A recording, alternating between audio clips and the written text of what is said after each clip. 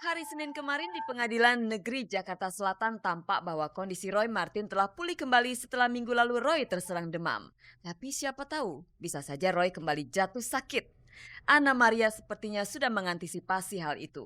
Karenanya sebelum Roy dipanggil ke ruang sidang, Ana menyiapkan makan siang untuk suaminya tercinta. Jarang-jarang mereka mempunyai kesempatan makan berdua seperti ini. Setidaknya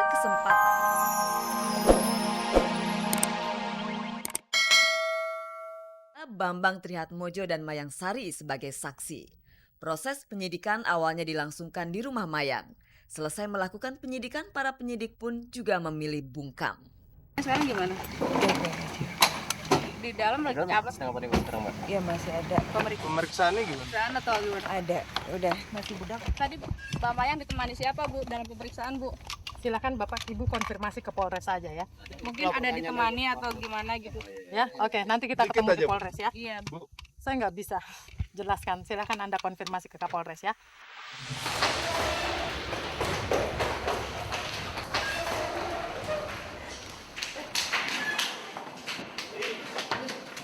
Setelah melalui penyidikan, Halimah Trihatmojo beserta kedua anaknya Panji dan Gendis Wicaksono resmi sebagai tersangka. Proses penyidikan berlangsung hingga pukul 3 pagi. Setelah itu Kapolres Jakarta Selatan memberikan keterangan kepada pers. Dari hasil pemeriksaan saksi-saksi yang kita telah lakukan, antara lain 5 orang saksi, kita sudah tetapkan 3 orang sebagai tersangka. Tersangka tersebut antara lain Panji, Nyonya Halimah, dan Gendis. Saksi-saksi yang sudah kita periksa 5 orang, antara lain Pak Bambang Trihatmojo sendiri, Mayang Sari, Sadi sebagai penjaga rumah, saksi Mak Bator penjaga, termasuk Arif menantu daripada Bambang. Memang pada malam itu Pak Bambang ada di kediaman Mayang Sari. BB, iya BB itu punyanya saudara Panji yang BMW X5 itu. Nggak ada pisau. Ada bentrok Menggunting ada. Gunting. Memang ada percakapan di situ. Pakai gunting itu digunakan, yang penting tidak digunakan dan tidak ada rencana apapun, penganiayaan segala macam. Dan masalah keluarga. Di mana Ibu Halimah rencananya menjemput Pak Bambang di rumah Mayang Sari. Itulah motif daripada kejadian ini. melanggar hukumannya, melanggar pasal berapa? 170 Apa tuh Bang? Pengeroyokan. Ini ancamannya pengrusakan ancaman 5 tahun ke atas. artinya ditahan loh. Masalah ditahan, kita lihat nanti. Ini karena masih dalam proses, kita tunggu besok apakah ditahan atau tidak. Ini kan belum, baru penangkapan. Tiga tersangka itu Baru penangkapan.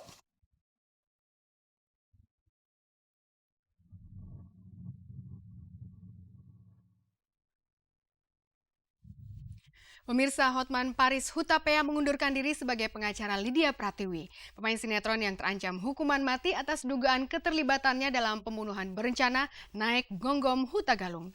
Apakah tudingan yang dilontarkan ibu korban Hotmana Hutagalung dan pengacaranya Hotma Sitompul menggoyahkan sikap Hotman Paris Hutapea untuk membela Lydia? Pemirsa, ini dia berita selengkapnya.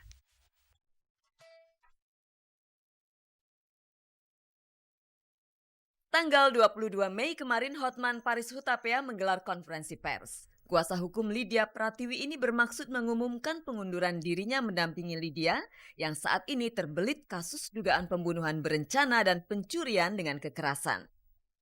Dengan ini secara legowo, saya Hotman Paris memberitahukan telah menyatakan mengundurkan diri sebagai kuasa hukum Lydia Pratiwi terhitung sejak hari ini sampai Lydia Pratiwi mentuntaskan hubungannya dengan pengacara lain apabila ada.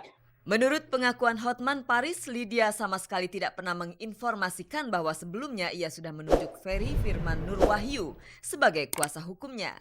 Fakta bahwa Lydia sudah menandatangani surat kuasa agar Ferry membelanya juga tidak diberitahukan oleh Lydia.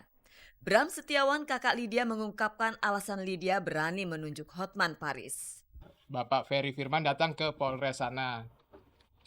Mereka sempat berbicara dengan Lydia, tetapi saya tidak tahu isi pembicaraannya seperti apa. Dan yang saya tahu dari Lydia mungkin sementara mau pakai dari Pak Ferry.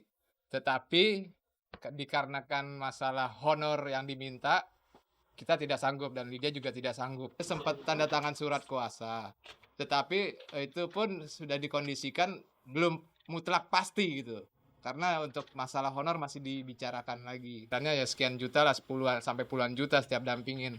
Hotmana Hutagalung, ibu almarhum Naik Gom-Gom Hutagalung, sangat keberatan bila Hotman Paris, saudara satu sukunya, membela Lydia. Hotmana kemudian melakukan berbagai upaya agar Hotman mundur dari kasus ini. Begitulah yang ia utarakan saat didampingi tim kuasa hukumnya. Seluruh orang Batak yang banyak nelpon ke rumah ya, tolonglah ditelepon dulu sama Hotman Paris. Dan semua juga saudara saya pengacara sudah duluan nelpon ke Hotman Paris, tidak diindahkannya. Saya sendiri telepon, yang mengangkat Dian katanya, sekretarisnya. Ya, Dian itu juga bilang nanti saya sampaikan, tapi ternyata kan tidak. Makanya saya ambil jalan lain kepada Bapak Sitompul sama Pak Sitompul. Bapak inilah yang saya curahkan hati saya sebagai nggak bisa lagi saya mau ngadu sama siapa. Saya berdoa terus, saya gimana anak saya dibantai begitu kejam. Nah, takut atas tekanan siapapun mengendampingi Dian. Walaupun sekarang ini berbagai tokoh adat suku kami sudah menghubungi saya. Tapi yang paling saya pedulikan adalah mengenai jangan sampai saya dituduh melanggar kode etik. Setelah mendengar berita pengunduran diri Hotman Paris Hutapea, Hotmana bisa sedikit bernafas lega.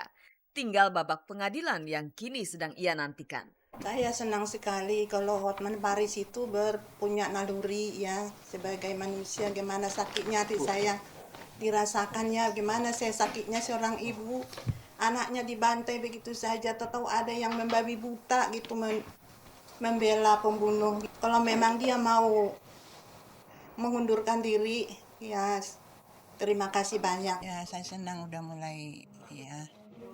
mulai terbuka gitu, udah ada jalan terangnya. Mudah-mudahan nanti pengadilan yang mengadili dengan seadil-adilnya gitu. Pemirsa, hari Senin kemarin Roy Martin kembali menghadiri sidang pembelaan dirinya atas kasus pemakaian sabu-sabu yang digelar di Pengadilan Negeri Jakarta Selatan. Roy mengajukan pembelaan atas dakwaan 1 tahun 6 bulan penjara. Nah pemirsa, simak liputan kami dari Pengadilan Negeri Jakarta Selatan berikut ini.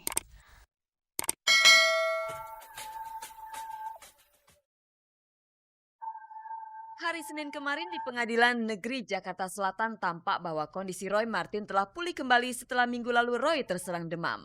Tapi siapa tahu, bisa saja Roy kembali jatuh sakit.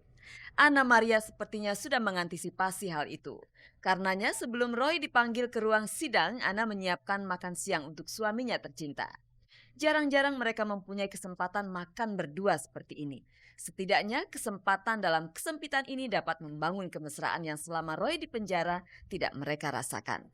Tak lama sidang jawaban Roy Martin atas dakwaan 1 tahun 6 bulan penjara yang 2 minggu lalu dibacakan jaksa penuntut umum dimulai. Secara pribadi Roy mengutarakan keberatannya akan sanksi hukum yang diajukan oleh jaksa penuntut umum. Kenapa jaksa penuntut umum menuntut saya dengan tuntutan 1,5 tahun. Padahal kita ketahui bersama bahwa BB yang diajukan adalah 0,0. Yang di dalam tabel, memang itu tabel internal yang punya cuma kejaksaan, itu memang hanya orang-orang jaksa yang tahu bahwa BB sekian maksimal adalah 1 tahun 3 bulan. Pertanyaannya kenapa? Apakah ada pesanan supaya Roy Martin dihukum lebih lama dari maksimal? Banyaknya kejanggalan yang terjadi selama proses persidangan.